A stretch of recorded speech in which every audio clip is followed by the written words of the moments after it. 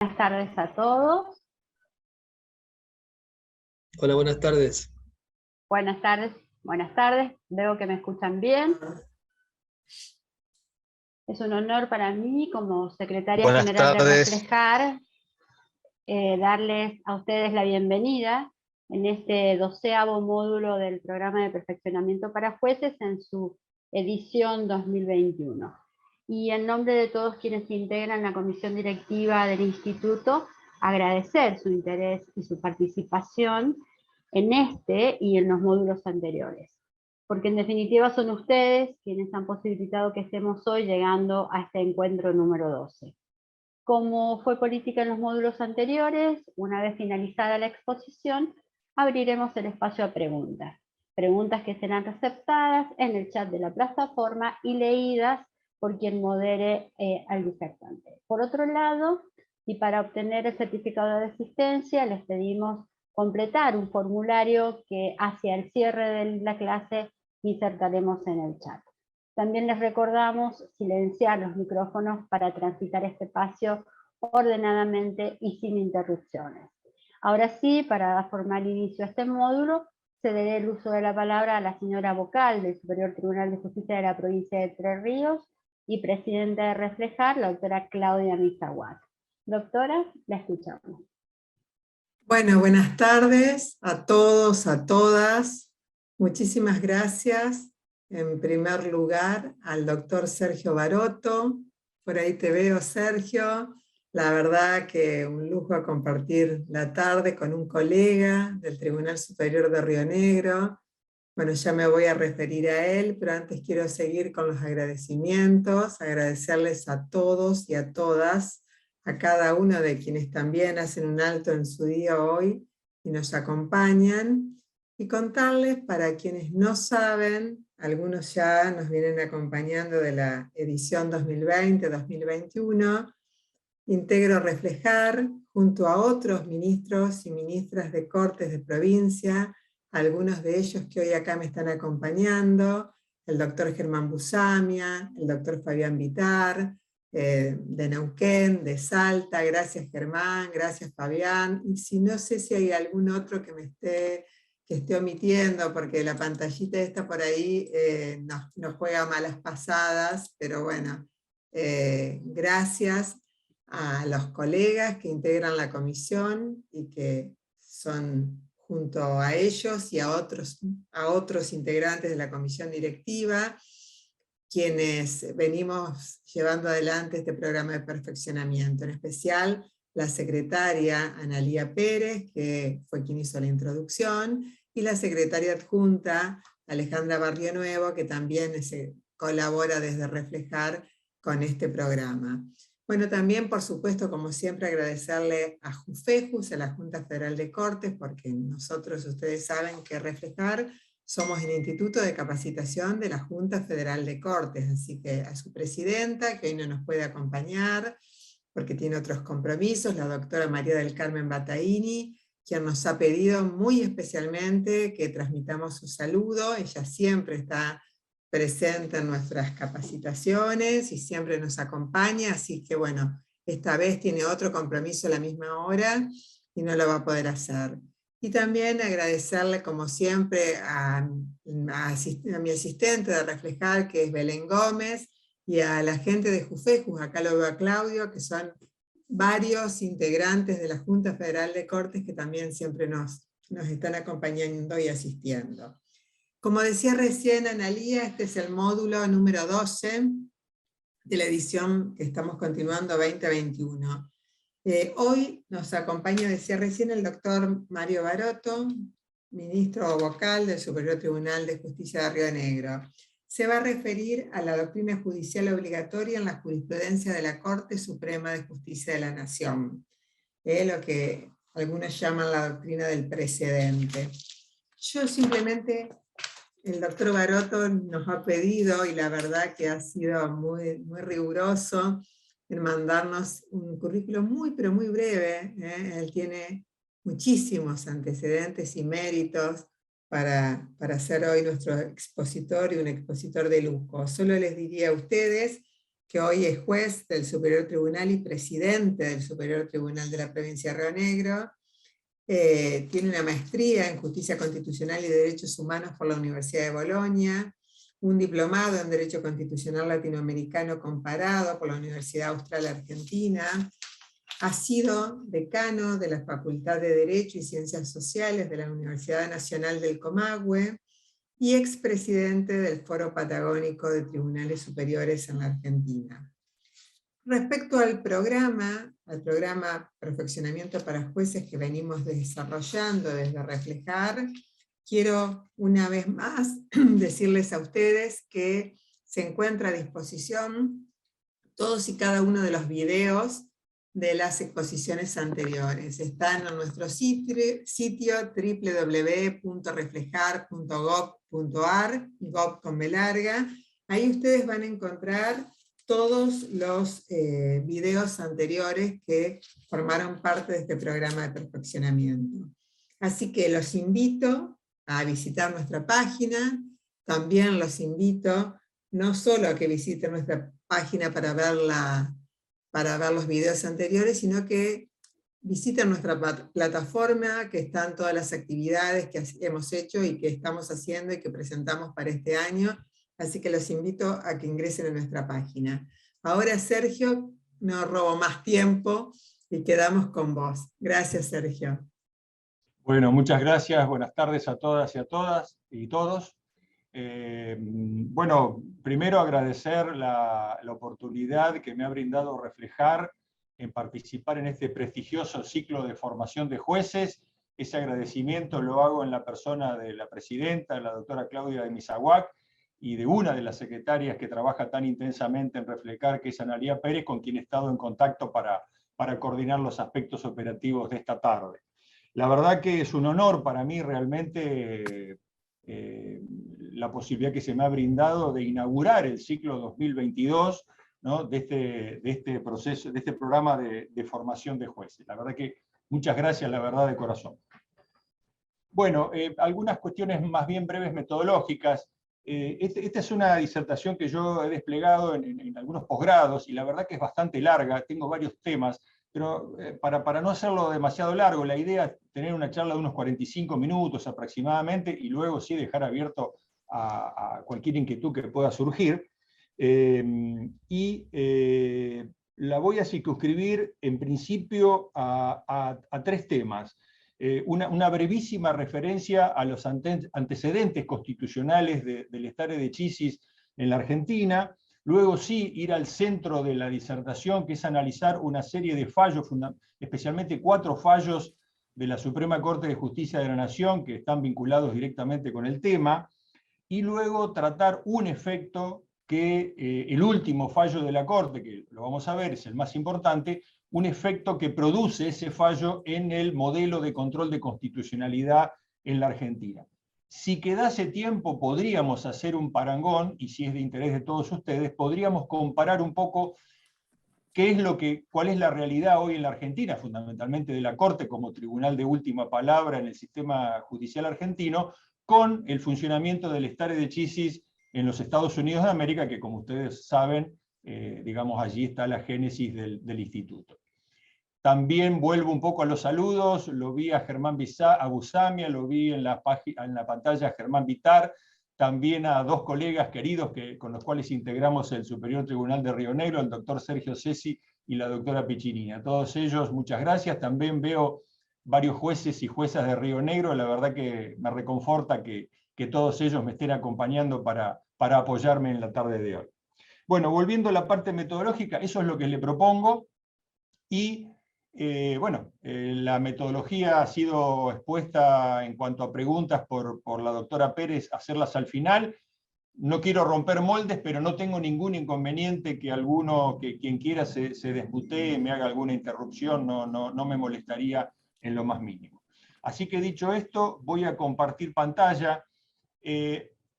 Dejo a través de Reflejar mi correo electrónico para quien quiera tener este Power, y no lo hago con ánimo de ser autorreferencial ni mucho menos, pero tengo 4 o 5 artículos escritos donde profundizo obviamente en esas publicaciones lo que voy a hablar hoy en 45 minutos. Si a alguien le interesa, tengo más material, lo dejo a disposición de quien me lo pide, me escribe y se lo mando sin ningún inconveniente. Voy a compartir pantalla.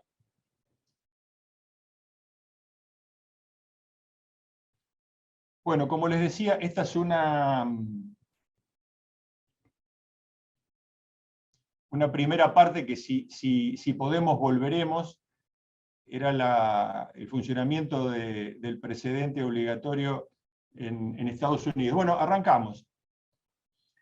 Primera cuestión, lo vamos a ver en los propios fallos de la Corte que vamos a analizar. No hay, por lo menos a nivel federal, a nivel de la Corte, no hay ninguna norma, ni ninguna regla, ni constitucional, ni infraconstitucional, que establezca o que regule el instituto del precedente obligatorio.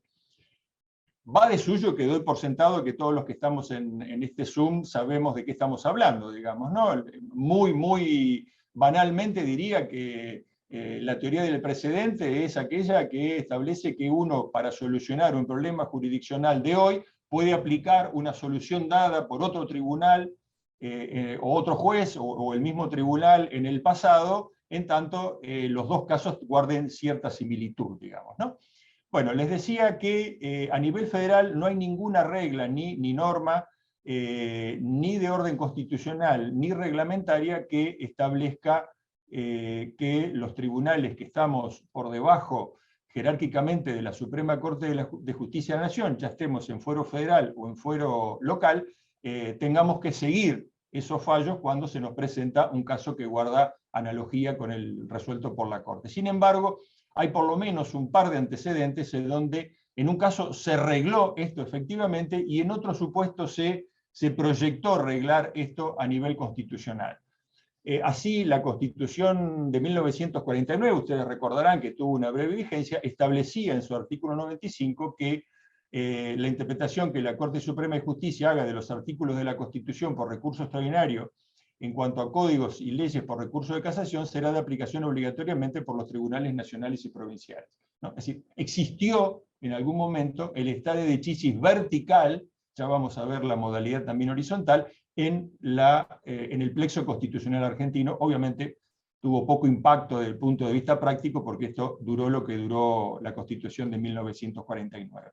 Y luego, ustedes recordarán, en la época, luego del advenimiento de la democracia de 1983 en adelante, el gobierno del entonces presidente Alfonsín creó un instituto, que era una suerte de instituto que tendía a planificar o replanificar institucionalmente el país, que se llamó Consejo para la Consolidación de la Democracia. Recordarán también que uno de sus integrantes más conspicuos y recordado era el doctor Cosio, ¿no? Y bueno, allí hubo un proyecto también de una constitución. En uno de sus artículos establecía allí un poco lo mismo que decía la Constitución de 1949, en cuanto a que los tribunales inferiores de la Corte debían seguir la jurisprudencia obligatoria del tribunal. Yo no alcanzo a leer todo completo porque tengo, digamos, un poco de la pantalla cubierto por las imágenes de ustedes, ¿no? Pero ustedes allí lo tienen en la pantalla. O sea que hubo regla en la Argentina que lo impuso, duró poco, y hubo proyectos de instaurar este modelo, por lo menos a nivel federal. Tampoco me voy a detener, eso lo podemos dejar para el debate, acerca de los pros y los contras del stare decisis, ¿no? Porque en realidad lo que me interesa es describir la realidad actual, porque creo que eso produce consecuencias muy significativas en cómo ejercemos los jueces nuestra jurisdicción, en el caso del derecho común, pero muy especialmente en efectos que produce la obligatoriedad de los fallos de la Corte, repito, en el modelo de control de constitucionalidad difuso, entre comillas, ¿no?, que tenemos en nuestro país. Vamos entonces a repasar un poco la jurisprudencia de la Corte. Por lo menos hasta el año 2018, 2019, 2020, la historia de la Corte en cuanto a instaurar como obligatoria sus decisiones es sinuosa. Sí hay una línea general, ¿no?, que uno puede advertir. Incluso vamos a repasar algún fallo que arranca ya a fines del siglo XIX, Municipalidad de Capital con Viuda del Hortondo, ¿no?, ustedes lo recordarán, es un fallo muy citado por la Corte, era un conflicto que tenía que ver con la expropiación de las tierras de lo que hoy es la Avenida de Mayo, en la ciudad de Buenos Aires, ¿no?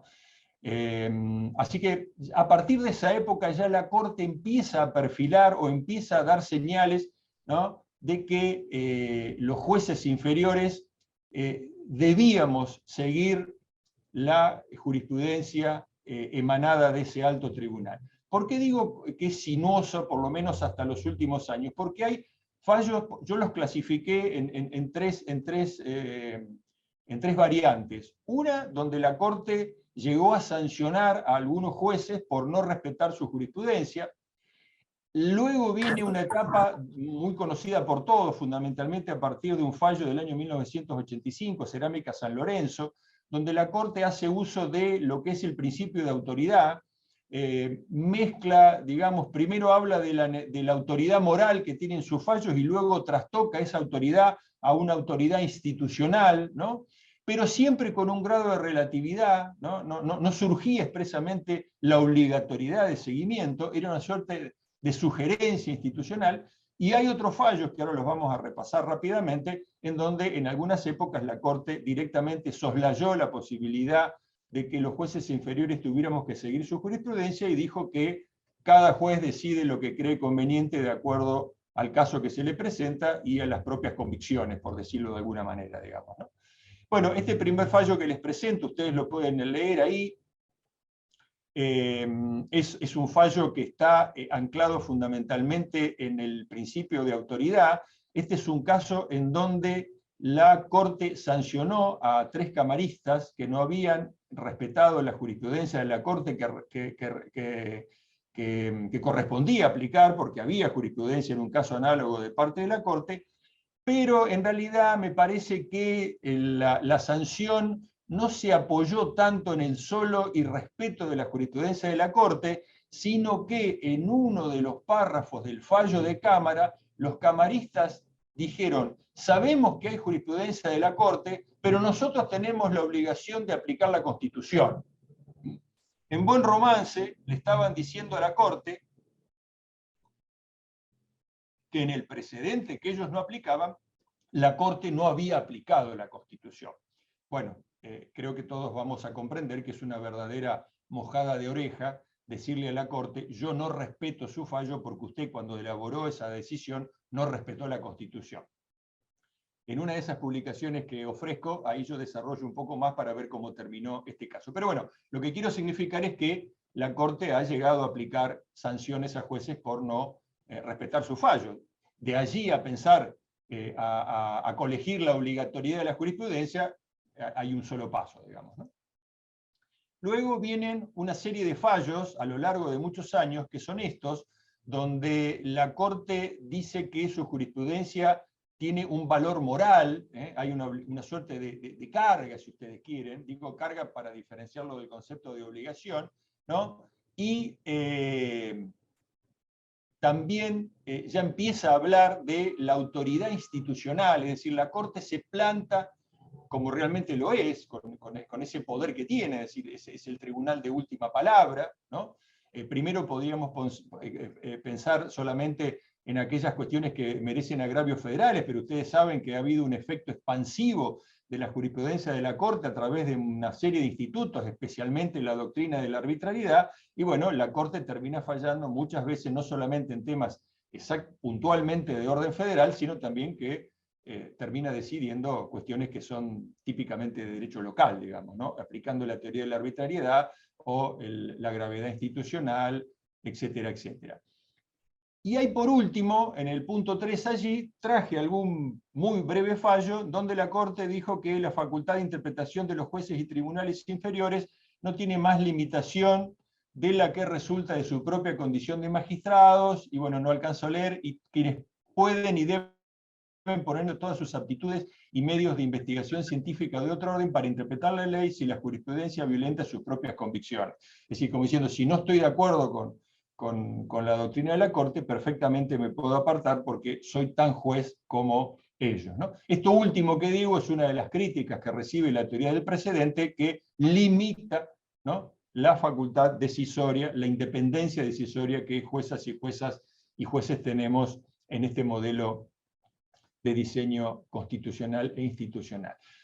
Por supuesto que esta es una muy breve síntesis de esta evolución jurisprudencial de la Corte, y ahora sí voy a pasar a desarrollar 4 fallos, ¿no? En donde algunos que nos interesa el tema empezamos a vislumbrar, especialmente a partir de Viñas, de mayo del 2018, empezamos a vislumbrar que la Corte empezaba a apretar las clavijas, digamos, ¿no? Empezaba, la verdad no puedo afirmar que esto haya sido una decisión elaborada de la Corte, pero van a ver que son 4 fallos que son emitidos en un breve lapso de tiempo, en términos jurisprudenciales, ¿no? Por supuesto, y que están unidos todos unos con otros. Vamos a ver Viñas, en donde ahí la Corte retoma un poco toda aquella jurisprudencia que recién vimos y la empieza a pulir, ¿no? Luego vamos a ver otro caso que se llama Freire Díaz, en donde la Corte complementa Viñas porque explica cómo se debe trabajar la teoría del precedente, ¿no? Un tema muy, muy importante. Quizá Freire Díaz es uno de los fallos más importantes, a mi humilde criterio, que la Corte ha dictado en esta materia.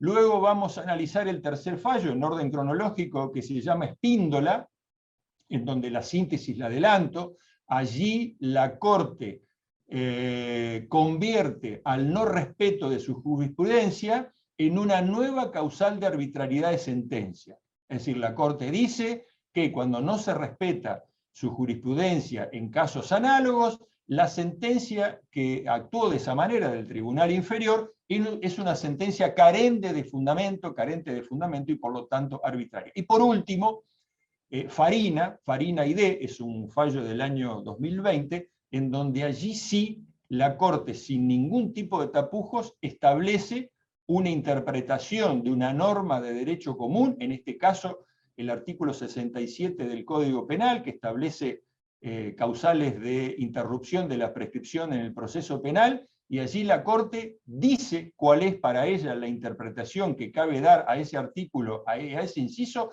y explícitamente establece que de allí en adelante el principio de legalidad de esa norma es el que dijo la Corte y es obligatorio para todos los tribunales de la Nación. Y lo adelanto, no discrimina, no es para los tribunales federales, para los que estamos en la justicia local también. Así que bueno, lo que pretendo es, en estos, centralmente en la exposición, es ir mostrando cómo ha sido esta evolución.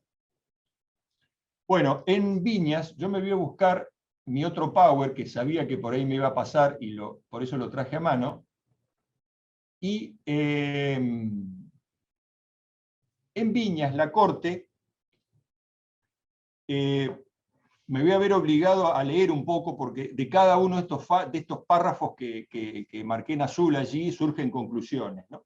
¿Qué dijo la Corte en Viñas? Por supuesto les digo, no me voy a meter en el fondo de los temas porque no interesan, digamos, lo que interesa es el tema este que estamos tratando, digamos, ¿no? de la Corte. Dijo la Corte, no obstante que sus decisiones se circunscriben a los procesos concretos que son sometidos a su conocimiento, ahí hay una primera definición, ¿no? Que esto sí hay un correlato desde siglo XIX en adelante. La Corte siempre ha dicho que sus decisiones no tienen efectos erga omnes, si la solución jurídica es solamente del caso, ¿no? Dice, la autoridad institucional, ¿no? Esto también lo marqué porque acá vamos a ver que en Viñas y en los otros fallos la Corte se sigue apoyando muy fuertemente en el principio de autoridad. Es decir, tengo autoridad institucional. ¿Por qué? Porque soy el último tribunal superior de la causa en nuestro país. Podríamos abrir un paréntesis, el último, si traemos la Corte Interamericana, pero bueno, eso si quieren al final también lo podemos analizar, si nos da el tiempo. Pero el principio de autoridad para imponer la obligatoriedad de sus fallos está siempre presente, siempre estuvo presente a lo largo de los fallos de la Corte en esta materia y lo sigue estando en estos 4 fallos que vamos a ver. Por supuesto que vamos a ver que en el resto de los pronunciamientos le va agregando otros aditamentos a este principio de autoridad para demostrar la bondad o la necesidad, si se quiere, de respetar la jurisprudencia que ella emana. Así que dijo la Corte, no obstante que sus decisiones se circunscriben en los procesos concretos que son sometidos a su conocimiento, la autoridad institucional de sus precedentes, fundada en la condición del tribunal de intérprete supremo, vinculado con lo que dije recién, de la Constitución Nacional y de las leyes dictadas en su consecuencia, da lugar a que en oportunidad de fallar casos sustancialmente análogos.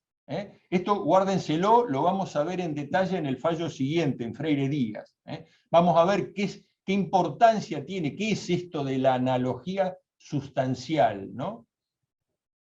Sus conclusiones sean debidamente consideradas y consecuentemente seguidas, tanto por esta misma Corte como por los tribunales inferiores. ¿Por qué subrayé estas dos circunstancias? Porque aquí la Corte se hace cargo de una división doctrinaria que viene del modelo norteamericano, en donde se establecen que hay dos modelos de stare decisis, ¿no? El horizontal y el vertical. El stare decisis horizontal significa que cuando el juez, una vez que sienta jurisprudencia, ¿no?, tiene la obligación de seguir esa jurisprudencia propia, y mucho más cuando es de un tribunal colegiado. Paréntesis, la Corte repetidamente ha usado este leitmotiv, pero a fuerza de ser sincero, tengo para mí, ¿no?, que la Corte sigue su propia jurisprudencia cuando le conviene, y cuando no le conviene no la sigue, y ni siquiera la menciona, ¿no? Pero por lo menos en este fallo dice que establece claramente, adhiere al stare decisis horizontal, y por lo tanto debería respetar precedentes cuando se dé un caso sustancialmente análogo a futuro. Y por los tribunales inferiores. Bueno, este es el clásico stare decisis, el más difundido, el más conocido, que es el vertical. El último tribunal, el Tribunal Supremo, impone, digamos, obliga al seguimiento de su jurisprudencia. Es el modelo reglado, por ejemplo, de varias provincias argentinas, entre las cuales está mi provincia. Nosotros en el artículo 42 de la Ley Orgánica establece que las decisiones del Superior Tribunal de Justicia son de seguimiento obligatorio para los tribunales inferiores. Establece la obligatoriedad del precedente en forma vertical. El propio Superior Tribunal no queda obligado por su propia jurisprudencia. Después, si quieren, cuál es mi opinión personal de eso, se las doy porque la tengo y la he votado, digamos. Y continúa diciendo la Corte, y cuando de las modalidades del supuesto fallarse no resulta de manera clara el error y la inconveniencia de las decisiones recaídas sobre la cuestión legal objeto del pleito, la solución del mismo debe, verbo imperativo, buscarse en la doctrina de los referidos precedentes. ¿Qué le reprochó la Corte al Tribunal Provincial que había fallado y que su sentencia estaba siendo revisada en la Suprema Corte? Le reprochó que se había apartado de la doctrina judicial de la Corte en un caso análogo, sin haber satisfecho, fíjense, la carga argumentativa calificada de demostrar en forma nítida, inequívoca y concluyente la existencia de causas graves que hagan ineludible el cambio de la regla de derecho aplicable. Por eso yo, con el doctor Aparian, escribimos un artículo, un colega aquí del Superior Tribunal de Justicia, donde empezamos a ver que al usar estas condiciones, estos adjetivos de parte de la Corte, empezaba una tarea de blindaje de la propia jurisprudencia, ¿no? Bueno, la pasamos a desarrollar. No pasé el power. Yo estaba leyendo algo que ustedes no tenían, discúlpenme. Bueno, este último parrafito en azul es que acabo de leer. Bueno, vamos a desmenuzar un poco esto que trae la Corte en este fallo. Bueno, como les dije, la doctrina judicial no posee efecto erga omnes. Sus fallos y pronunciamientos precedentes son portadores de una también máxima autoridad institucional, principio de autoridad. Y dice, en oportunidad de fallar casos sustancialmente análogos, sus conclusiones sean debidamente consideradas y consecuentemente seguidas. Es decir, esta es una frase clarísima en el sentido de que hay que seguir lo que dice la Corte, ¿no? Sus conclusiones sean, no dice puedan ser, dice sean, otro verbo imperativo, debidamente consideradas, es decir, tenidas en cuenta y consecuentemente seguidas. No es que solamente tengo que saber lo que dice la Corte, tengo que seguir lo que dice la Corte, es decir, tengo que aplicar, tengo que resolver como resuelve la Corte. Me parece que no hay otra explicación posible de estas condiciones. Fíjense acá el blindaje que da la Corte para evitar que los jueces inferiores nos apartemos de su jurisprudencia. Primero dice, tiene que aparecer de manera clara el error o la inconveniencia en cuanto a aplicar en el presente la decisión análoga del pasado. Hay que aparecer de manera clara el error o la inconveniencia en cuanto a que ese fallo de la Corte no debe ser aplicado en el caso que tenemos que resolver. Pero además, aquello está unido a la presencia de causas graves que hagan ineludible el cambio de la regla de derecho, ¿no? Y esas causas que son graves, ¿no?, tienen que presentarse de forma nítida, inequívoca y concluyente, y además ser explicitadas mediante una carga argumentativa calificada, ¿no?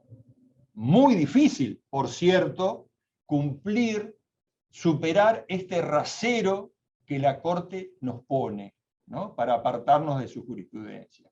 Bueno, sigo insistiendo, para mí esto, y para el doctor Apkarian, que me acompañó en ese artículo que publicamos en La Ley, la idea de la Corte es que sea realmente el agujero de una aguja el que hay que pasar para poder evitar fallar como ella lo ha hecho en un caso análogo. Insisto, ahora vamos a ver qué entiende la Corte por casos sustancialmente análogos. Bueno, allí yo había copiado una definición del stare decisis horizontal de Santiago Laguerre, que ha escrito bastante sobre este tema, pero bueno, no viene al caso, ya explicamos de qué se trataba el stare decisis vertical. Así que bueno, ya ven que en Viñas la Corte deja de hablar solamente del principio de autoridad, del seguimiento moral, y dice, no, mis fallos tienen que ser considerados y seguidos, y usa verbos imperativos, no hay ningún verbo en potencial. Y además se dedica a decir, si usted quiere, juez o jueza, apartarse de mi jurisprudencia en un caso análogo sustancialmente, usted va a tener que hacer todo esto que dice acá. Bueno, la verdad que bastante difícil poder cumplir con todas esas condiciones que impone la Corte. Fíjense, aquel fallo fue de mayo del 2018. Yo por eso, por la fecha, sospecho que la Corte venía pergeñando la idea de blindarse a nivel de doctrina judicial. En pocos meses después, en términos jurisprudenciales, menos de un año después, en marzo del 2019, la Corte saca Freire Díaz, ¿no?, en donde se dedicó a establecer cómo debe manejarse la teoría del precedente. ¿Por qué? Porque esto sí lo comparto, y en esto hay doctrina de mucho mayor peso académico que la mía, que lo viene explicitando desde hace mucho tiempo. Genaro Carrió, ahora vamos a leer un párrafo de Eduardo Teiza donde trae pensamientos de Carrió sobre este tema. Es muy habitual en la práctica, de un lado y del otro del mostrador, que extraigamos de la jurisprudencia los conceptos generales de un fallo. La Corte dijo tal cosa, el Superior Tribunal de Justicia dijo tal cosa, la Cámara dijo tal cosa. Ahora, nos olvidamos de analizar respecto de qué hechos y de qué complejo normativo se elaboró tal jurisprudencia, ¿no? Y me pregunto, y ustedes seguramente comprenderán fácilmente a qué apunta mi pregunta, ¿es lo mismo aplicar un concepto, una conceptualización jurisprudencial emitida en el fuero del trabajo y luego utilizarla en el fuero penal? ¿Es lo mismo utilizar un caso penal para aplicarlo en un caso de familia o en un caso tributario? Por cierto que no, ¿no? Bueno, ¿por qué? Porque la verdad es que la fuerza persuasiva, como dice Oteiza, del precedente se apoya fundamentalmente en la famosa analogía sustancial, que es que tiene que haber analogía sustancial, la mayoría de la doctrina lo establece respecto de los hechos del caso, ¿no? Yo le voy a agregar, también tiene que haber analogía en el complejo normativo que actúa los hechos y en los planteos de las partes, porque todos podremos advertir fácilmente que un mismo tema y un mismo complejo normativo puede ser abordado en demanda y en contestación desde diferentes ángulos, ¿no? Bueno, entonces, a esto apunta la Corte, ¿no? Vamos a repasar qué es lo que dijo, que en síntesis es lo que les acabo de comentar. Este tribunal, dijo la Corte en Freire Díaz, ha fijado pautas para el buen uso de sus precedentes al explicar cómo deben entenderse las expresiones generales vertidas en sus sentencias, estableciendo que no cabe acordar carácter obligatorio para casos sucesivos a los términos generales contenidos en el fallo. Es decir, si no analizamos en el marco de qué caso dijo la Corte lo que dijo, no podemos extraer la conclusión general de ese caso y convertirlo en un precedente. Así dijo la Corte, y fíjense que rememora Municipalidad de la Capital con el Ortondo. Así ha remarcado que ya en el pronunciamiento dictado en el expediente Municipalidad de la Capital con Isabel del Ortondo, esta Corte sostuvo que, cualquiera sea la generalidad de los conceptos empleados por el tribunal en esos fallos, ellos no pueden entenderse sino con relación a la circunstancia del caso que los motivó, siendo como es una máxima de derecho que las expresiones generales empleadas en las decisiones judiciales deben tomarse siempre en conexión con el caso en el cual se usan. Acá, si me dan un minutito, me vuelvo... Esto es exactamente igual que lo que dice la Corte Suprema de los Estados Unidos.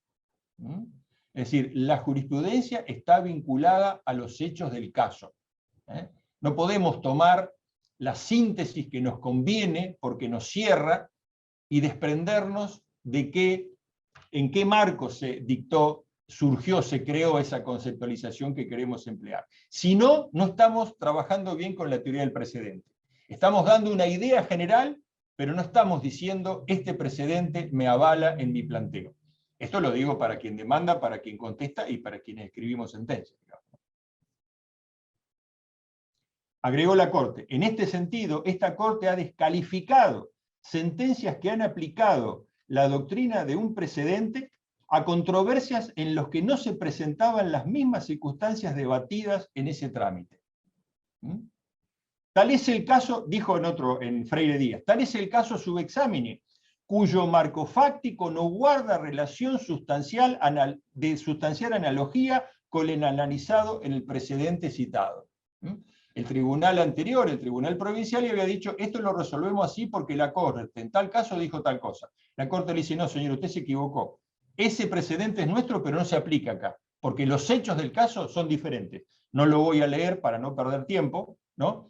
Pero, perdón, no lo había cambiado, ahí lo tienen. No lo voy a leer todo, pero le explica a renglón seguido la Corte cuál es la diferencia entre lo que se debatía en lo que se pretende como precedente y el caso actual. Ahí abajo traje otra jurisprudencia anterior de la Corte, según la cual, dijo la Corte, un pleito puede ser resuelto a la luz de cierto precedente judicial siempre y cuando las circunstancias de ambos, tales como los hechos, los planteos y las normas involucradas sean análogos entre sí. Esta es, a mi humilde criterio, la verdadera conceptualización del uso del precedente. Por supuesto que ustedes van a encontrar en la propia jurisprudencia de la Corte, de otros tribunales y de la doctrina mayoritaria, que lo esencial es que haya analogía sustancial entre los hechos.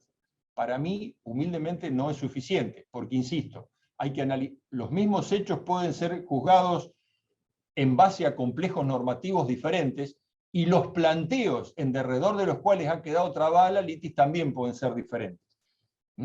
Por eso, a quienes critican que la aplicación de la teoría del precedente puede provocar el anquilosamiento del derecho, ¿no? Porque ya no habría novedades, bueno, debo decirles, a quienes emiten esa crítica, que es muy, pero muy difícil aplicar la teoría del precedente para encontrar un caso exactamente análogo al otro. Y prueba está de lo que digo, que no ha habido anquilosamiento jurisprudencial en Estados Unidos, ¿no? Donde la teoría, ha evolucionado el common law desde la puesta en marcha de la Corte Suprema de Justicia de los Estados Unidos en adelante, digamos, ¿no? Bueno, luego ahí copié algunos casos puntuales más, en donde la Corte estableció que casos que habían sido fallados en función de un pretendido precedente de ella no eran tales porque los casos no guardaban analogía sustancial entre uno y otro.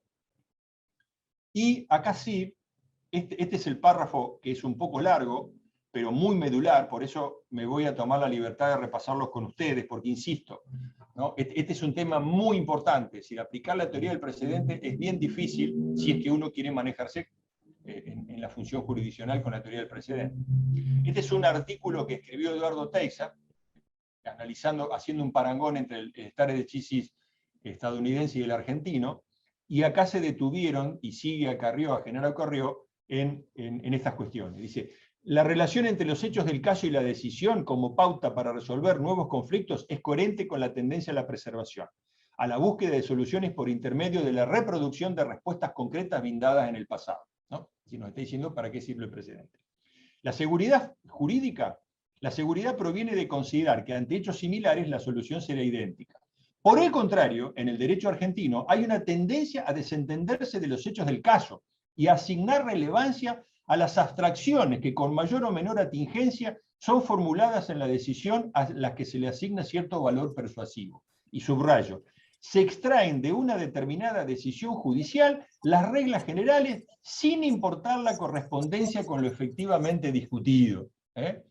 Nos ha pasado a todos quienes hemos sido jóvenes abogados. Encontramos un fallo de la Corte, copiamos la síntesis porque nos convenía, pero no miramos en qué marco la Corte lo había dicho, ¿no? Y es probable que en una causa de derecho del trabajo pretendimos convertir en precedente una conceptualización jurídica que había nacido en un marco de un fuero penal.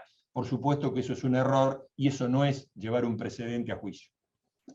El contraste entre el sentido del precedente desde su singularidad en la decisión de un caso concreto y el concepto de jurisprudencia como el concepto jurídico con alguna relación con la ley, repetidos por los tribunales, ha sido claramente destacado por Carrió en cuanto a su incidencia sobre el comportamiento de jueces y abogados en Argentina. Sostiene que, en lugar de analizar los hechos del caso anteriores para verificar qué fue lo que realmente se decidió, preferimos deducir párrafos sueltos, muchas veces tomados fuera de contexto, para la solución del problema o del caso que tenemos a examen.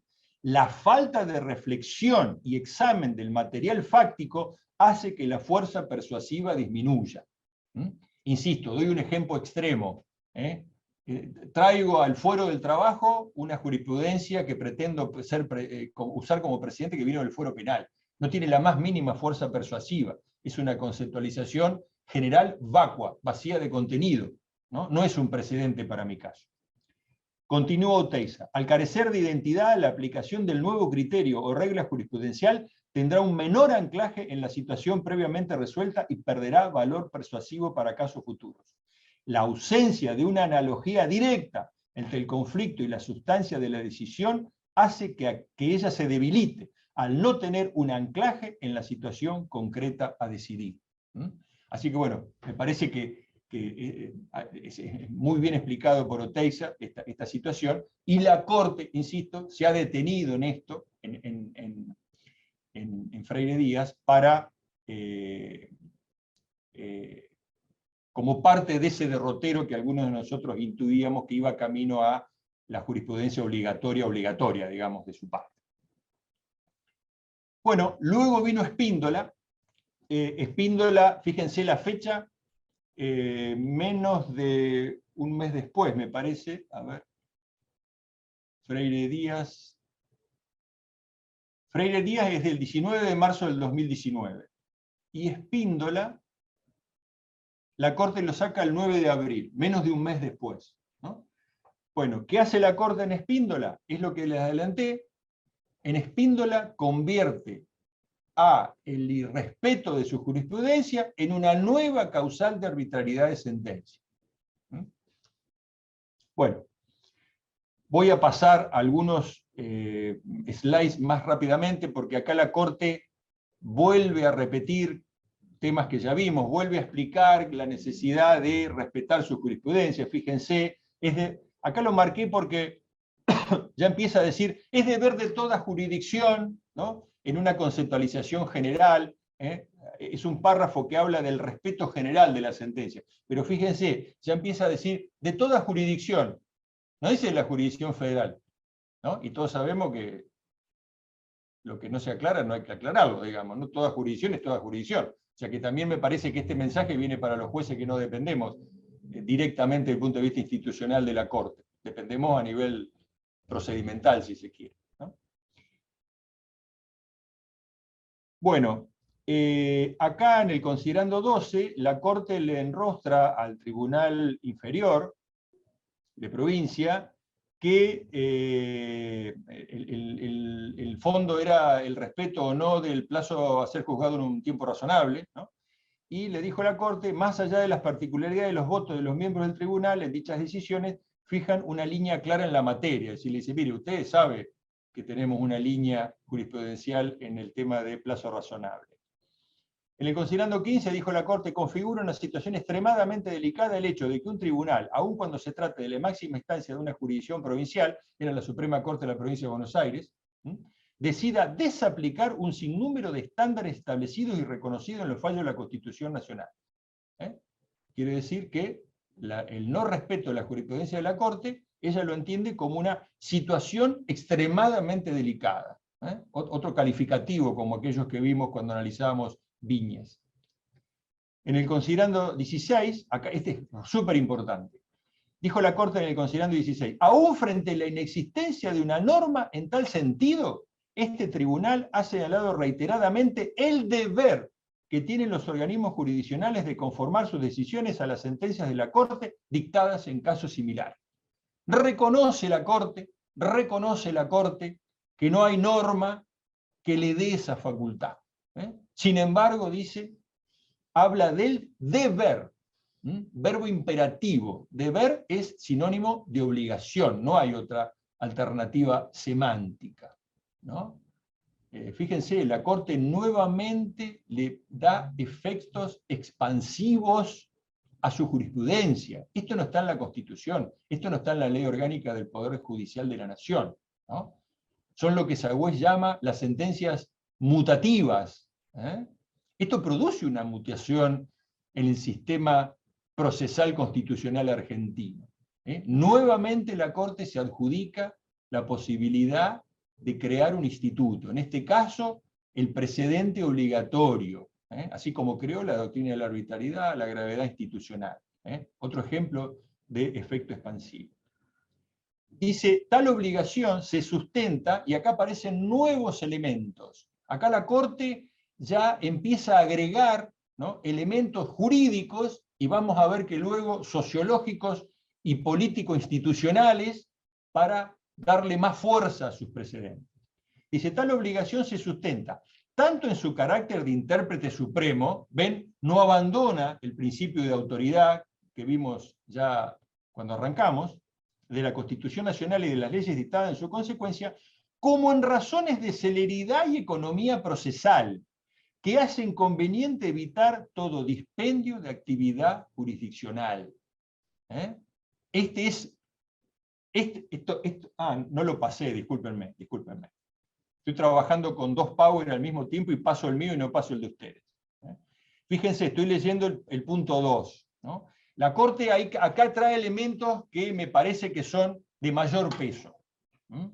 Para mí no alcanza con decir la jurisprudencia es obligatoria porque yo tengo la última palabra. Y como decía Jackson, que creo que lo tengo ahí en el Power, mis sentencias son infalibles no porque sean infalibles per se, sino porque son las últimas, digamos, ¿no?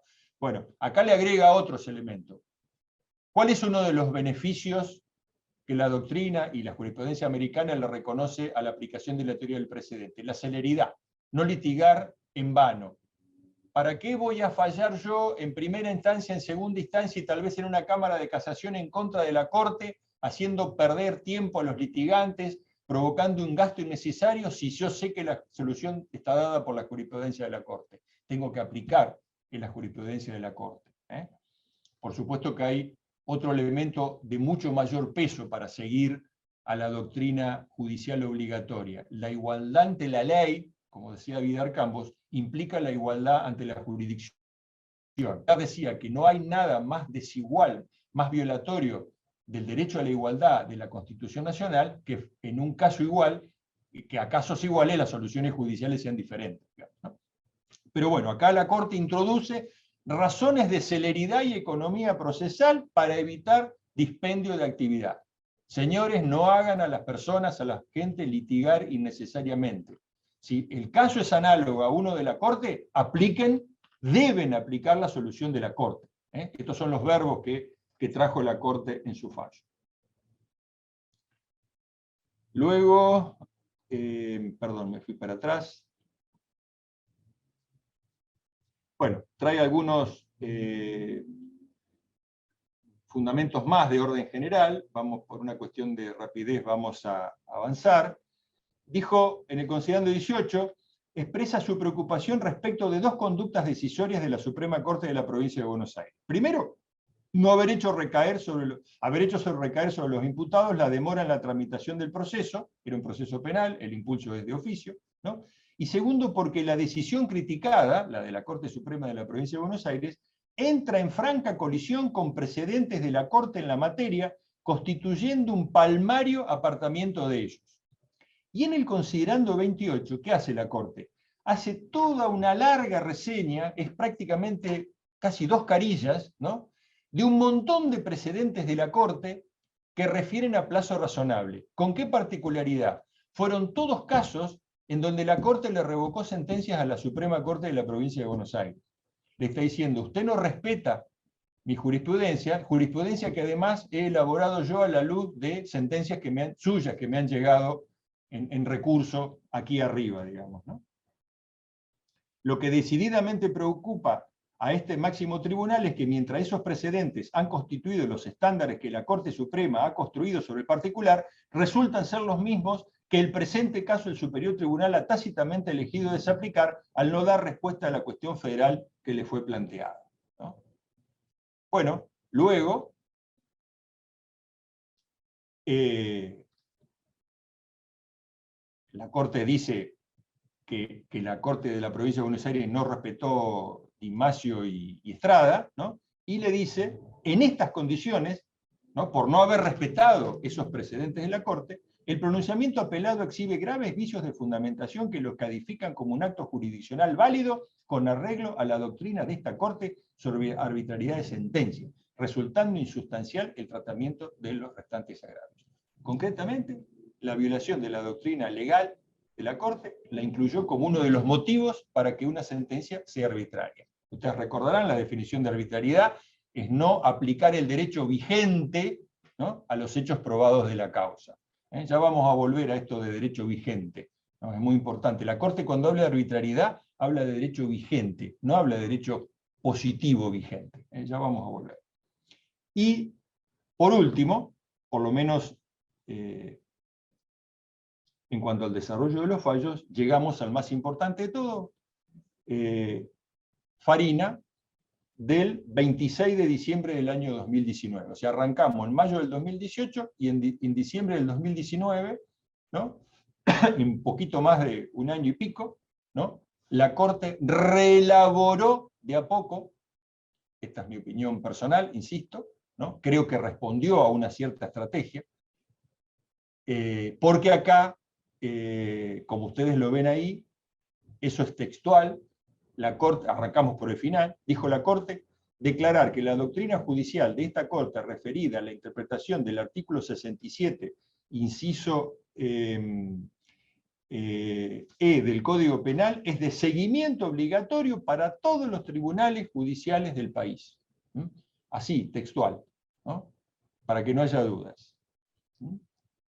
Bueno, vamos a repasar Farina, es el fallo más importante, ¿no? Bueno, algunas conceptualizaciones generales. La Corte Suprema es el tribunal en último resorte para todos los asuntos contenciosos en los que le ha dado jurisdicción. Sus decisiones son finales. Otra vez, arrancamos con el principio de autoridad. Ningún tribunal las puede revocar. Representa en la esfera de sus atribuciones la soberanía y es tan independiente en su ejercicio como el Congreso en su potestad de legislar y como el Poder Ejecutivo en el desempeño de sus funciones. Fíjense qué juego de palabras importante para darle una fuerza enorme al principio de autoridad. Sus decisiones son finales. Acá tenía la referencia de Jackson que dije en algún momento. Dijo la Corte, en ese contexto se colige necesariamente que es inherente a la función constitucional propia de este tribunal que, cuando ejerce la jurisdicción que la Constitución y las leyes le confieren, imponga. ¿Se acuerdan que habíamos leído primero obligación moral, autoridad institucional? Deben ser seguidos mis pronunciamientos. Imponga, los verbos, juezas y jueces que están presentes y amigos y amigas, los verbos no son neutros para nosotros. Imponga a todos los tribunales nacionales y provinciales la obligación de respetar y acatar la doctrina constitucional plasmada en sus decisiones. Este es un fallo también contra la Suprema Corte de la Provincia de Buenos Aires, y se la nota, si ustedes leen todo el fallo, está muy enojada la Suprema Corte con la Corte Provincial. ¿Y por qué estaba enojada? Porque la solución penal se trataba de si un delito estaba prescrito o no, había ido y vuelto 2 veces a la Corte. O sea, llegó a la Corte anuló y reenvió. Volvieron a dictar sentencia, la Corte anuló y reenvió. Y volvieron a dictar sentencia y la Corte tenía que volver a anular y reenviar porque no respetaban su jurisprudencia. Acá directamente se enojó y resolvió el caso. Dijo, no, este caso está prescrito y así lo dispuso. Pero además hizo esto más, aprovechó el caso y dijo, esta interpretación es obligatoria para usted, Corte Suprema de Justicia de la Provincia de Buenos Aires, y para todos los tribunales del país. El deber de acatamiento que pesa sobre ellas adquiere mayor significación cuando se trata de pronunciamientos de la Corte, que es suprema en el ejercicio de su competencia y cuyas decisiones son de cumplimiento inexcusable, sin que a ninguna autoridad provincial le esté permitida desconocerlas. Fíjense, sin que ninguna autoridad provincial. No dice ninguna autoridad judicial, dice autoridad provincial. Y si ustedes buscan en los artículos, yo comenté este fallo y yo busqué cada uno de estos artículos, y por ahí está el fallo del procurador Sosa en la provincia de Santa Cruz, ¿no? Donde el Ejecutivo nunca cumplió la manda de la Corte. Hay otro fallo contra San Luis. Y en esto la Corte sigue la jurisprudencia americana de Cooper con Aaron. Cooper con Aaron estableció que la jurisprudencia de la Corte americana es obligatoria para todos los departamentos del Estado, no solamente para los tribunales inferiores, también para el Ejecutivo y también para el Legislativo. Pero se la nota enojada, en este caso, a la Corte por la forma que escribe. Bueno, acá cita otras cuestiones, vamos a buscar algo más medular.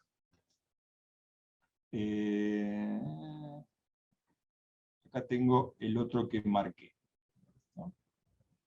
En consecuencia, si bien es cierto que la Corte Suprema solo lo decide en los procesos concretos que le son sometidos, los jueces deben, vuelve al verbo deber, aún frente a la inexistencia de una norma en tal sentido, ¿no? Reafirma que sabe que no hay ley, ni constitucional ni infraconstitucional que lo imponga, conformar sus decisiones a las sentencias de este tribunal dictadas en casos similares. Obligación esta que se sustenta en la responsabilidad institucional que le corresponde a la Corte como titular del Departamento Judicial del Gobierno Federal. Los principios de igualdad y seguridad jurídica. ¿Se acuerdan que en el anterior había hablado de celeridad y economía procesal para evitar dispendio? Acá introduce otro elemento que se vincula a la teoría del precedente. Igualdad y seguridad jurídica. ¿Cuándo hay seguridad jurídica? Cuando hay igualdad en la jurisdicción. Es decir, yo sé que hay seguridad jurídica porque a situaciones iguales las decisiones tienen que ser las mismas. Así como razones de celeridad y economía procesal, ya lo habíamos visto en Freire Díaz, hacen conveniente evitar todo dispendio de actividad jurisdiccional. En definitiva, en virtud de los altos fundamentos constitucionales involucrados y las sentencias de los tribunales se apartan de los precedentes, la Corte, sin aportar nuevos argumentos que justifiquen modificar la posición sentada por el tribunal, carecen de fundamento. Bueno, acá la Corte da lo que Néstor Pedro Sagüez dice, hay una válvula de escape, ¿no? Dice, sin aportar nuevos argumentos. ¿Cómo aportar nuevos argumentos para aportarse a la Corte? Bueno, tenemos que volver a Viñas, ¿no? Es decir, una argumentación que demuestre la necesidad inequívoca de apartarse de la jurisprudencia mediante una argumentación calificada, ¿no? Si yo encuentro todo eso, me puedo apartar de los fallos de la Corte. Si no, los tengo que acatar sí o sí, ¿no? Este es lo que dice la Corte. Por eso, digamos, es un sistema no de un stare decisis puro, es flexible. Hay una llave para apartarse. Difícil de utilizar, una herramienta muy difícil de utilizar, como hemos visto, pero está. Bueno, acá lo voy a pasar porque estoy llevando ya un montón, creo que llevo como 40 minutos, me parece, ¿no? Estos los voy a mirar a ver si puse algo acá en particular, me parece que no.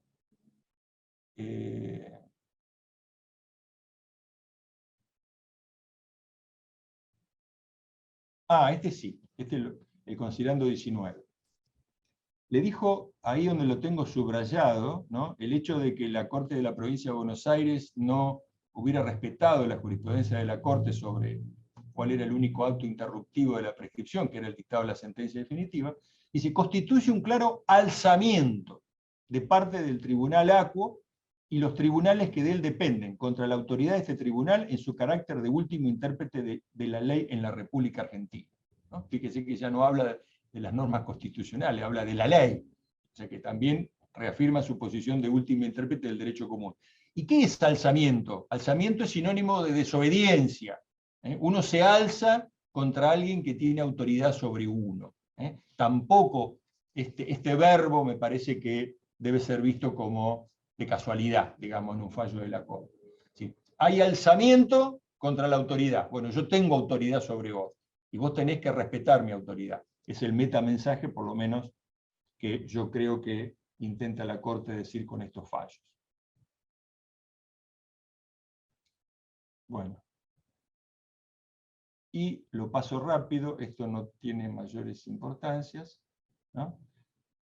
Bueno, ¿qué hace la Corte? Me vuelvo un cachito para atrás. No solamente decide el caso, ¿no? Dice, este caso está prescripto, porque las causales de prescripción que ustedes quieren aplicar no surgen del Código Penal, ¿no? Pero además fíjense lo que le hace a un tribunal de la importancia, ¿no?, institucional de la Suprema Corte de Justicia de la Nación, de la Provincia de Buenos Aires. Corresponde instruir es dar una orden, a la Suprema Corte de Justicia de la Provincia de Buenos Aires a fin de que, en lo sucesivo, para evitar dilaciones innecesarias como las verificadas en el extenso derrotero de las presentes actuaciones, adopte las medidas necesarias para que sus pronunciamientos y de los tribunales penales en la jurisdicción a su cargo se adecúen a lo establecido por el legislador en el artículo 67, inciso E del Código Penal, y a la doctrina sentada en la jurisprudencia de esta Corte sobre la materia, en la inteligencia de que la cuestión decidida excede largamente la mera interpretación de una norma de derecho común, como es el Código Penal, para involucrar la observancia de diversos artículos de la Constitución, principio de legalidad, etcétera, etcétera. Es decir, le dice, le voy a revocar el fallo, le voy a resolver el fondo, pero además le ordeno que en adelante, cuando le llegue a la cuestión del artículo 67, otra vez en recurso, usted y los tribunales penales que usted dependan tengan que aplicar la doctrina que estoy yo disponiendo en este caso. Toda una decisión institucional la de la Corte, ¿no? Muy importante. Bueno, y por eso, volvemos al principio, declarar que la doctrina judicial de esta Corte, referida a la interpretación del 67 inciso E del Código Penal, es de seguimiento obligatorio para todos los tribunales judiciales del país. ¿Por qué digo que la Corte, me parece a mí, lo digo todo con respeto para la Corte, ¿no?, que tenía una estrategia? Porque bueno, este era un caso contra la provincia de Buenos Aires, y bueno, entonces la Corte aprovechó y ahora nos impuso la doctrina judicial obligatoria a todos los tribunales inferiores del país.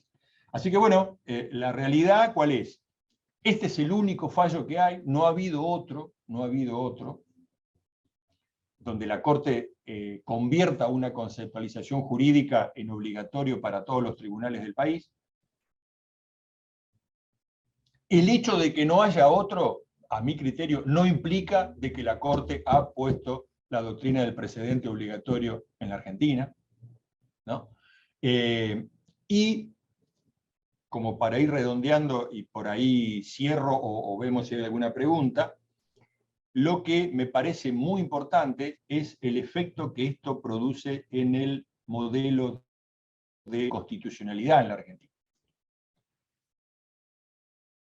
La Argentina no tiene un sistema difuso puro. La Argentina tiene un sistema mixto. ¿Por qué? Porque es cierto que todos los jueces podemos declarar la inconstitucionalidad de una norma. Pero han aparecido fundamentalmente en los modelos procesales constitucionales provinciales institutos que convierten algunos organismos, por ejemplo superiores tribunales, en verdaderos tribunales constitucionales. Mi provincia es un caso. Nosotros tenemos un modelo difuso, cualquier juez puede declarar la inconstitucionalidad de la norma, pero tenemos acciones autónomas de inconstitucionalidad en competencia originaria del Superior Tribunal de Justicia, reguladas en la Constitución provincial y también en los códigos de procedimiento. Si a eso le unimos lo que les dije al principio, que de acuerdo al artículo 42 de la Constitución, de la Ley Orgánica del Poder Judicial, nuestros fallos son de seguimiento obligatorio, nosotros en realidad en esos casos estamos actuando como un tribunal, como un modelo concentrado. La decisión de la constitucionalidad o inconstitucionalidad la decidimos los 5 jueces del Superior Tribunal, y esa decisión es obligatoria. Este es un modelo concentrado. Por eso digo que es un sistema mixto. Bueno, la Corte lo acaba de convertir en híbrido o mixto también a nivel federal. ¿Por qué?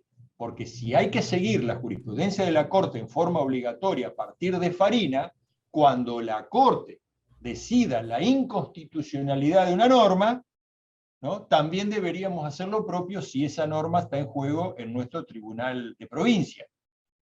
Y entonces, si nos vemos obligados a seguir la jurisprudencia de la Corte, por estos motivos que acabamos de ver, también la Corte se ha convertido en un tribunal constitucional, ¿no? Entonces, como dice Sagüez, ustedes verán que lo sigo, lo admiro mucho, el maestro Sagüez, digamos, todos los jueces podemos controlar todo, pero no todo.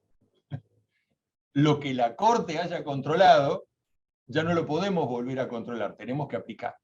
Entonces, por eso digo que el sistema constitucional de control de constitucionalidad, a partir de que los fallos de la Corte sean obligatorios, ya deja de ser en el modelo federal, y en aquellas provincias que no tengan control de constitucionalidad directo en causa originaria en su propio órgano máximo de justicia, tendrán que seguir lo que dice la Corte, ¿no?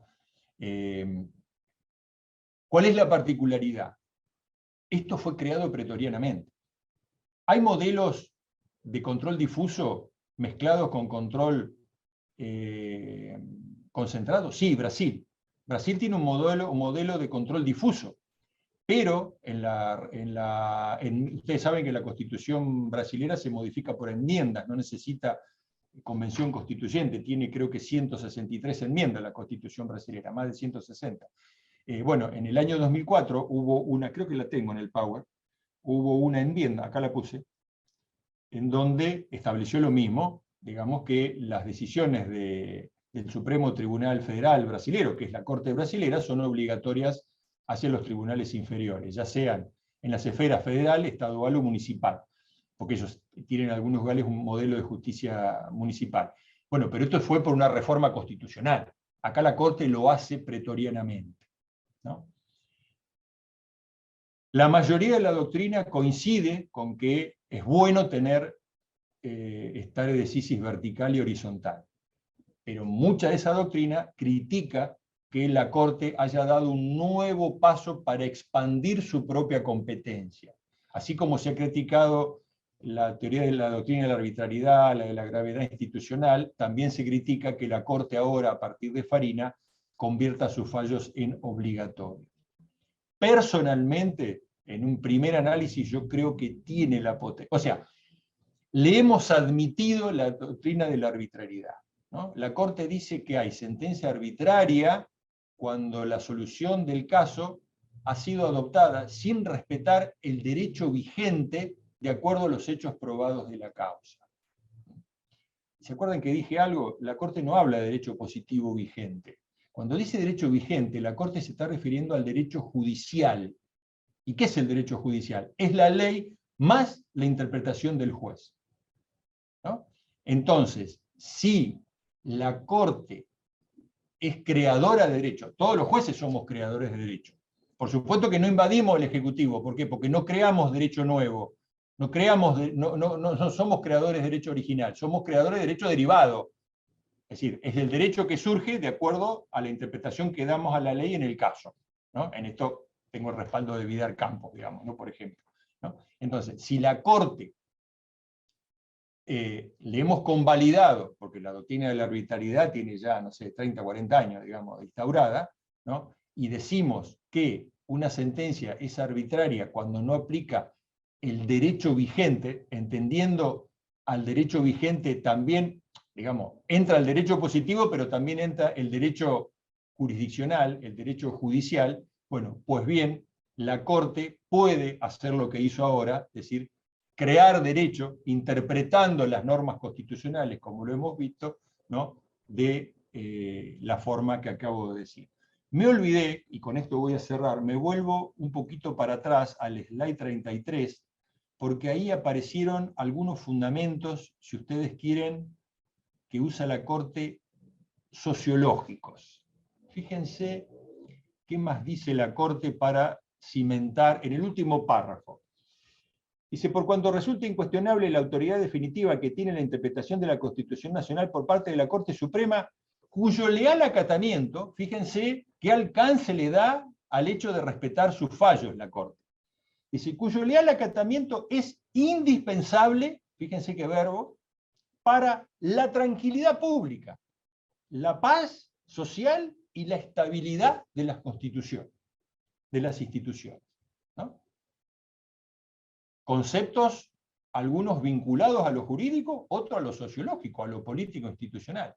Es decir, la Corte ahora, ¿vieron que yo dije que empezaba a blindar en Viñas sus fallos? Bueno, ahora dice, si ustedes no respetan, jueces, mis fallos, están poniendo en riesgo la tranquilidad pública, fíjense qué objetivo, la paz social y la estabilidad de las instituciones. Lo termina de rodear de una serie de elementos sociológicos, políticos, institucionales, además de los propiamente jurídicos. No hay ninguna duda, amigas y amigos, que la Corte quiere que sus fallos sean seguidos obligatoriamente. El tiempo dirá si saca algún otro. Hay un dato de buena técnica legislativa, de buena técnica jurisdiccional.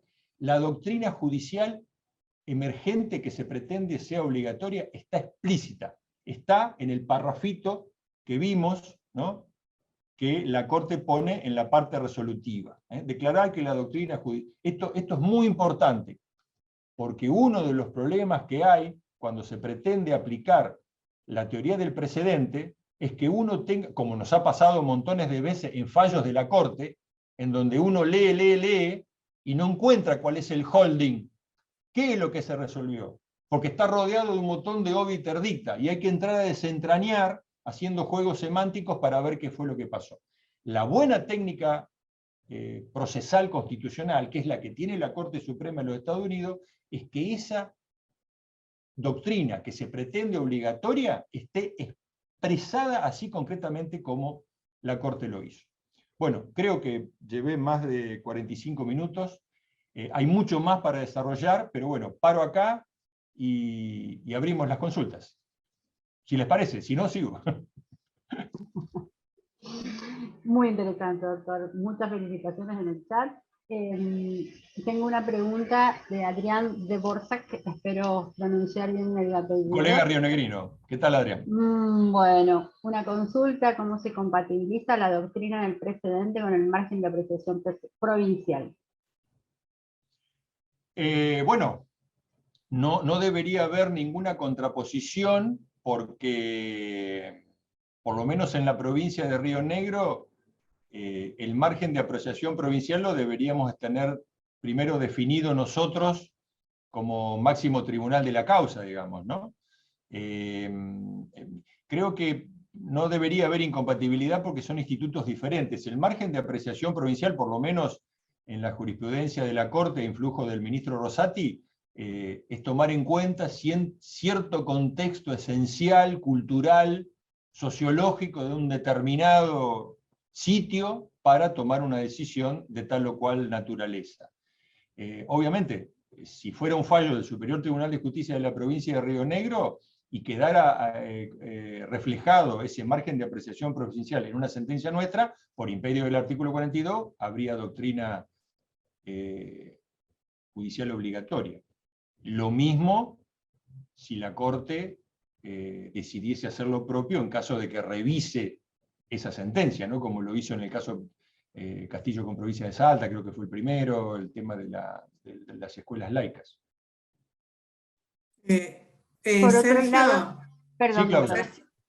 para que dejemos de visualizar la pantalla, La cierro, podamos lo cierro. visualizarnos nosotros Ahí mientras está, ahí está. Ahí lo se te cerré. van leyendo las preguntas. Gracias. Listo. Por otro lado, Paola Santarelli, leo. Hablando de derecho vigente, y puede ser que exorbite el objeto del presente curso, consulto también, de creación pretoriana, la Corte Interamericana de Derechos Humanos considera sus pronunciamientos de carácter obligatorio. Por ello consulto, ¿considera que exista conversación, y lo coloca entre comillas, interjurisdiccional entre la Corte Interamericana de Derechos Humanos y la Corte Suprema de Justicia de la Nación?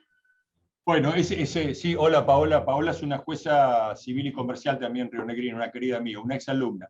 Bueno, eso otro temón, daría para hablar una hora. El tema hoy en el sistema de derechos humanos latinoamericano está en jaque, está en una fortísima discusión el alcance de la jurisprudencia de la Corte Interamericana de Derechos Humanos.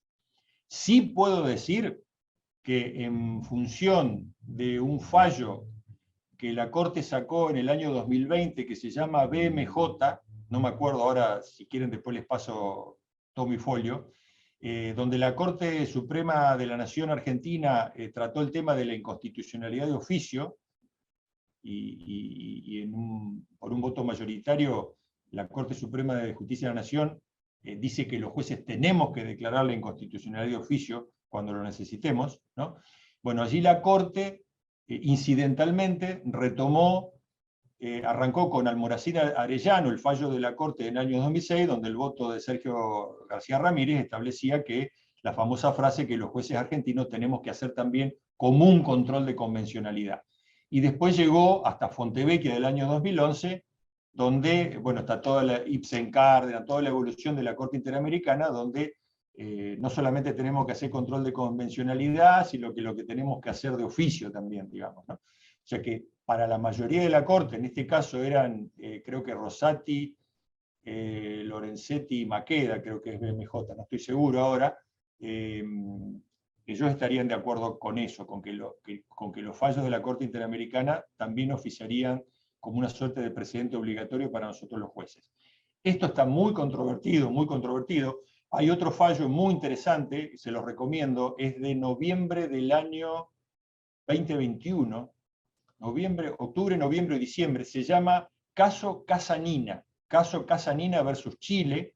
Allí hay un voto en disidencia del juez chileno Bio Grossi, que después cesó, ¿no? Ya no es más juez, pero él hace una disidencia y explica por qué él cree que los fallos de la Corte Interamericana no son obligatorios, que la jurisprudencia no es obligatoria. Pero eso es un tema muy, muy discutido. En general, la mayoría de la doctrina y de la jurisprudencia, insisto, y de la mayoría de la Corte, está por la obligatoriedad de los fallos de la Corte Interamericana. Yo publiqué también un artículo sobre eso y lo vi como una lectura que ese fallo BMJ era un poco para aflojar las tensiones provocadas por Fontevecchia, digamos, ¿no? Porque recuerdan ustedes, Ministerio de Relaciones Exteriores, ¿va? El caso Fontevecchia con D'Amico. Allí la Corte estuvo a los tiros con la Corte Interamericana. Y hubo una solución que la doctrina la ve con buenos ojos, pero a mí desde el punto de vista procesal no me dice nada. Que hayan anotado en la sentencia que ese fallo fue revocado por la Corte, significa que no fue revocado. Pero bueno, es un gran tema hoy muy vigente. En todos los congresos de derechos humanos se está discutiendo si los fallos de la Corte Interamericana, si las opiniones consultivas de la Corte o de la Comisión también deben ser obligatorias, según la Comisión y según la Corte son obligatorias. Estaríamos hablando de obligatoriedad contra un Estado que no ha sido parte en el marco de la opinión consultiva. Ahora, todo un lío muy, muy importante. Finalmente, doctor, algunos de los participantes piden su correo electrónico para comunicarse, y quizás eso lo podamos después incorporar en la página Sí, cuando sí, subamos el PowerPoint. sí, ahora si quieren, Ujú. o pasarlo vos, Ananía, es Bueno. sbaroto.jusrionegro.gov.ar, sbaroto@jusrionegro.gov con b-corta.ar. Y lo último, si los molesto un minutito, cuento algo muy importante que da la pauta de qué importancia tiene la teoría del precedente en Estados Unidos. En el año 2020, lo voy a buscar porque bueno, lo tengo en el PowerPoint, creo que fue en el 2020, no estoy seguro, 2020-2021. Bueno, en el año 2016, la Corte Suprema de Justicia norteamericana había decidido la inconstitucionalidad de una ley que había sido votada por la legislatura de Texas, ustedes saben, un estado ultraconservador, ¿no? Que, digamos, en los Estados Unidos, en los estados de los Estados Unidos, para poder practicar aborto, los médicos tienen que cumplir ciertos requisitos. Bueno, la ley de Texas ponía tantos requisitos que prácticamente no había profesionales que pudieran hacer aborto a las mujeres que así lo requiriesen. Eso llegó a la Corte norteamericana, y la Corte norteamericana, por 5-4, declaró la inconstitucionalidad de la ley de Texas. La verdad que el caso no me acuerdo cómo se llamaba. ¿Cómo fueron los votos? 4 conservadores y 4 republicanos. Léase, perdón, 4 conservadores y 4 liberales. Léase, 4 republicanos, 4 demócratas. En ese momento, lo que se llama en la Corte americana el Justice Shrimp, digamos, el juez líbero que juega de un lado y juega del otro, era el juez Kennedy. El juez Kennedy se puso en ese caso del lado de los liberales. Y la ley de Texas fue declarada inconstitucional. En el año 2020, ahora sí me acordé, en el año 2020 llega una ley exactamente igual a la de Texas, votada en Luisiana. El año 2018, Kennedy se había jubilado. Había sido reemplazado por otro juez, ¿no? Estaban otra vez, y ahora el Justice Chief, el jefe de la Corte, el presidente de la Corte, ustedes saben, lo pone el presidente de los Estados Unidos, ¿no? Al presidente de la Corte, y Donald Trump había nombrado a el juez Robertson. Creo que es Robertson, a ver, no me acuerdo, tengo acá el nombre, esperen que lo quiero chequear porque no quiero equivocarme. Creo que se llama Robertson. John Roberts. Bueno, John Roberts es ultracatólico, practicante y ultraconservador. Llega la ley de Luisiana, ¿cuál era la expectativa? Bueno, ahora hay overruling, cambio de regla. Este va a votar con los conservadores. Sin embargo, para sorpresa de todos, ¿no? El juez Robert, ultraconservador, ultracatólico, nombrado por Trump, vota con los liberales. ¿Y qué dice Robert? Dice, yo formé parte de la minoría cuando se declaró la inconstitucionalidad de la ley de Texas, y creo que esa decisión estuvo equivocada.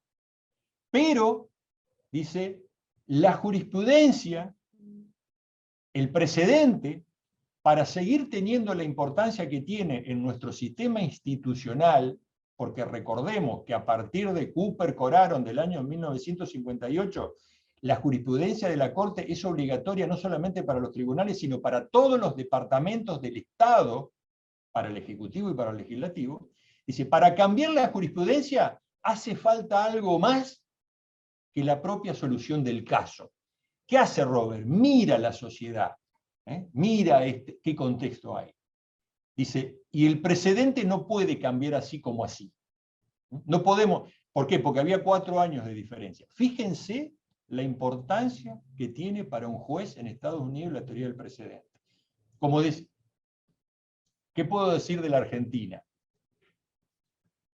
En un tema de salud, la Corte Titular Argentina, con los 5 miembros titulares, falló para allá, para la izquierda, digamos, ¿no? La derecha de ustedes. 3 meses después llega otro caso a la Corte, ¿no? Donde se excusa el juez Rosenkrantz. Y se forma la Corte, se forma con una conjueza. Bueno, a la misma solución, en el plazo de 6 meses, salió para la izquierda, digamos, ¿no? Lo que había sido la minoría en el primer caso se convirtió en mayoría. Entonces hoy hay, para dos casos exactamente iguales, analogía sustancial, incluso a nivel de hechos, normas y planteo de las partes. Bueno, hay dos fallos que van uno para un lado, otro para el otro, en menos de 6 meses. Por supuesto que en mi opinión es que vale el juez de los jueces titulares, digamos, ¿no? Pero esa es la diferencia, ¿no?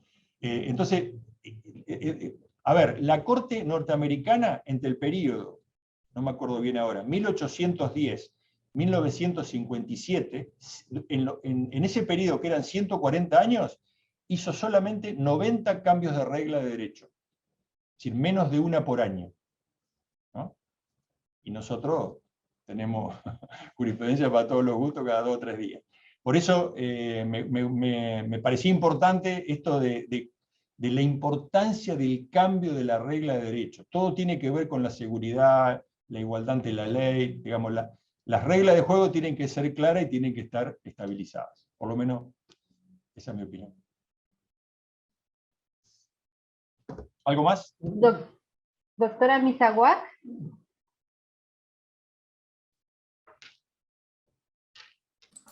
Ahí está. Bueno, muchísimas gracias. Excelente exposición, Sergio. No miré los comentarios en el chat, no me quise arriesgar por las dudas.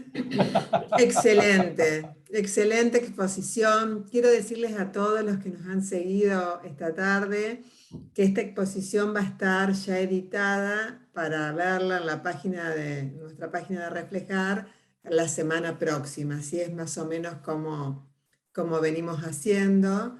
Así que a partir de miércoles de la semana que viene, ustedes van a poder encontrarla ingresando al ciclo de perfeccionamiento para jueces en nuestra página de Reflejar. También aprovecho para decirles que este ciclo continúa el 13 de mayo a las 17 horas con el doctor Rey Vázquez, que es un ministro del Superior Tribunal de Justicia de la provincia de Corrientes. Él va a hablar de la función administrativa de los superiores tribunales de justicia. Y no quiero despedirme de ustedes sin antes agradecerles, porque hoy cuando comencé y abrí esta jornada, la verdad que no los ubiqué porque por ahí se me pierden las caritas en esta pantalla, que estaba presente una querida amiga, ex integrante de la comisión directiva de Reflejar, Liliana Piccinini. Así que Liliana, un beso enorme. No te había visto cuando comencé. Y también, bueno, mis saludos al ministro Sergio Cesi, que nos acompaña. Y también, bueno, ya me referí a los otros ministros de Corte que nos acompañan, pero por ahí vi, no sé si todavía estará, la presidenta de la Asociación de la Magistratura de la provincia de Entre Ríos, que siempre nos acompaña, la doctora Gabriela López Arango. También a Gabriela, mil gracias por acompañarnos, siempre nos acompaña. Bueno, y a todos y cada uno de ustedes, pero fue una alegría enorme cuando la vi a Liliana, que no la había visto al comienzo, porque ha sido una gran colaboradora de Reflejar, así que no quería despedirme sin saludarlos, pero mis saludos a todos y a todas, y los esperamos entonces el día 13 de mayo, y nuevamente gracias Sergio, porque ha sido una tarde de excelencia. Muchas gracias. Les agradezco a todos y ya les digo, queda mi mail a disposición de quien quiera, por este tema o por cualquier cosa que se necesite por acá, total disposición de todo. Muchas gracias. Bueno. Y un beso a Claudia, a Analía y a toda la gente de Reflejar. Muchas gracias, nos vemos. Chao, chao. Excelente, Sergio, muchísimas gracias. Excelente, un gusto verte. Excelente, Sergio. Chao, chao, gracias, que tengan buenas noches. Chao, buenas noches. Chao, Claudia.